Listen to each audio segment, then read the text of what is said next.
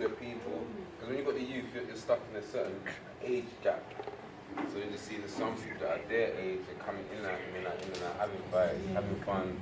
It's just a fun goal. But when they're in an actual adult prison and seeing people that are, are older and they're doing long term, it does have a different effect, which I have physically seen on young people.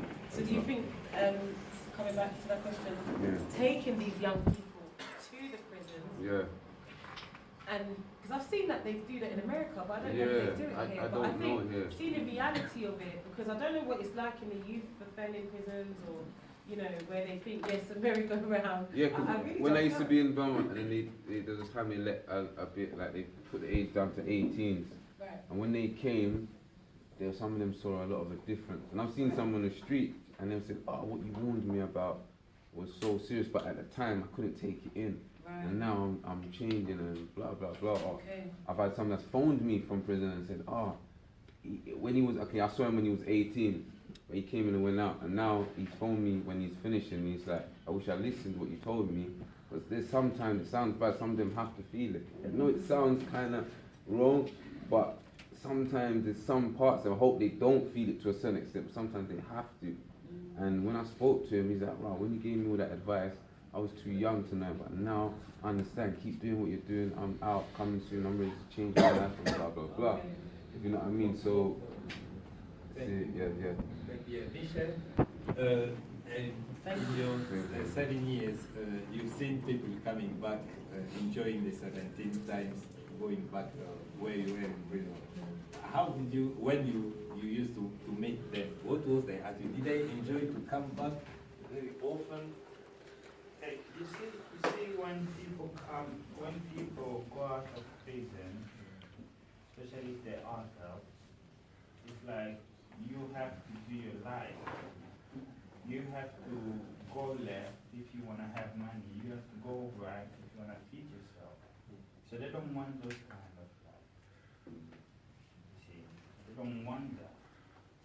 So they just want a life where they know they'll be getting food here at this time, electricity free, no rent to pay, free water, they don't care. They prefer being there, There's another one, there's a course called Biohazard. They train us how to clean land and stuff like that. Another boy, he will work, but when the course changes, he's supposed to go and pay 3,000 so he can do the course again. But you know what he would do? He would just go to someone's house and break the window just to come back so he can do it for free. What the motivation? Oh, no, I don't have a question. What he said is right. I was with John, but then I'll come to him now. No problem. But basically, and with John's one, I was going to say it's to do with age as well. Because what the pastor was saying, in a way he was right. Because when you're tackling crime, you have to look at the age group. In the sense of a young child, as the pastor said, when they're young kids, as our mothers are here, when you're telling young children about the danger of prison, they will be scared. But when you look at the ones that have grown up already, the fear changes because they've been already influenced by other people. In their minds, they're thinking, yeah, as they say, I can smoke weed in prison, I can have a phone. My brother went to prison, he had a PlayStation in his room. And for him, it was nothing. My other brother went to prison and he said to me that people were coming in and out of prison because they thought being here around us, paying the bill and having all this council tax and all these things was too much. So if they're in prison, they're free.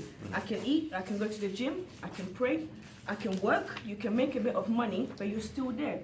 So there's different ways to look at it. So in the sense of a young child, yes, do make awareness to tell them it is wrong and try and see, as we spoke about, the talents, what the government can offer them to avoid them to come out of that one. Those who have gone to prison and have come out, tell them the awareness, what can we help them not to go back in?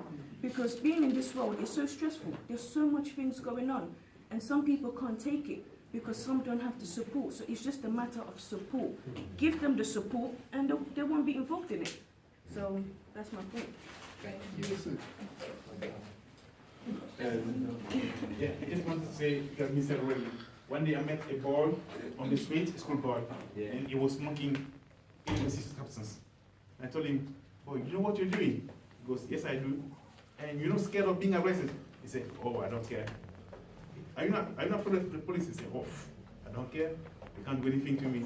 I said, "What about being locked up?" He said, "Well, they will release me after 2 days." So I didn't have any more argument. I said, "Oh my God, how can you convince those boys? They have all the answers and wrong ones and don't fear anything, and the road is behind them. So I give the ball to you." So really, Stuart, we have to work hard. Yeah. You've been putting people in the cell and people enjoy that. I should that you should not put people in the cell anymore. What will be your opinion in that? Right, okay.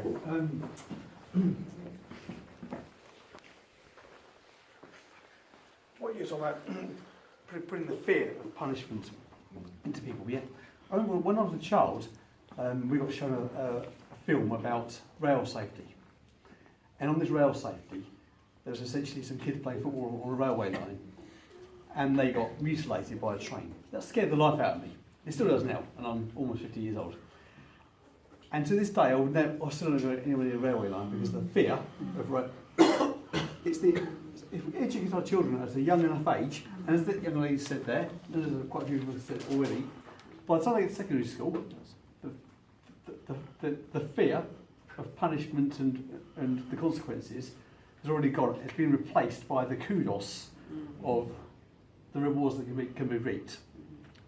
My thoughts are, as early as the gentleman I lived in, over there said earlier, education from early age of primary schools of the consequences of wrongdoing is probably the answer. That's what I would suggest. I work at Southwark Police Station, and we have a primary school engagement officer who is working very hard to go to primary schools to impart this information. Because as we know, kids are getting wiser younger, aren't they? When I was growing up, I suppose an 8-year-old was an 8-year-old, but 8-year-olds now know more than I did when I was 8. I mean, going back to putting people in cells and then enjoying it, some people, I mean, what the young lady said there, I mean, people getting PlayStations and bits and pieces and phones and other bits and pieces, I mean, people know far better than I do.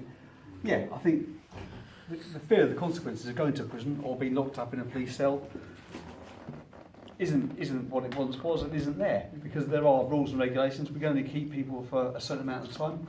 If one goes to prison, yes, if the prisons are overfilled, they'll probably get released on parole or on licence early. Yeah, I mean, that's not a question I can answer. That's for people far higher, with bigger paychecks and responsibilities than me. So just a quick contribution to what I've had. What that gentleman said about the prison, the one that I work with the prisoner, that's good. It's individual thing. So many people have said a different thing. It starts from young age. The parents are responsible. The government is responsible. I believe everybody here is responsible. What we've talked about today here, what I've had, is good. But what are the actions behind what we've said here? How can we take that out to the community and make the community know these actions? And I believe the government needs to put things like steps, put things in action. Our children, like this gentleman said, we came from a background that you have to be a lawyer, you have to be this. But when we came here, we are not in that background anymore. We are in this background. And that's what we're supposed to think about. Education. We encourage our children to do what they love to do. The children are idle. They are idle. They have nothing to do. Nothing. They watch TV, they get fed up with the TV. When my daughter was young, at age 3, I go to the learning center in Lucian and Croydon and get these board games. 3 days, Mommy, I'm tired. I got fed up. Because 3 days, she will finish the scrum, she will finish those things. I never knew she was gifted until she went to school. They said she's gifted. I allow her to join cadets. I allow her to go football. I allow her to go athletics. I allow her to go this, to go that. The problem is I have a difficult time financially because I have to support her to go to athletics.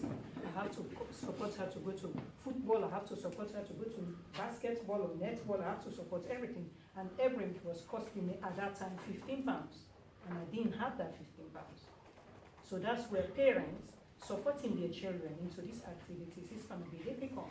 So that falls back on the government to create that support so that that idleness of those children will stop. We have to encourage our children to do whatever they like to do.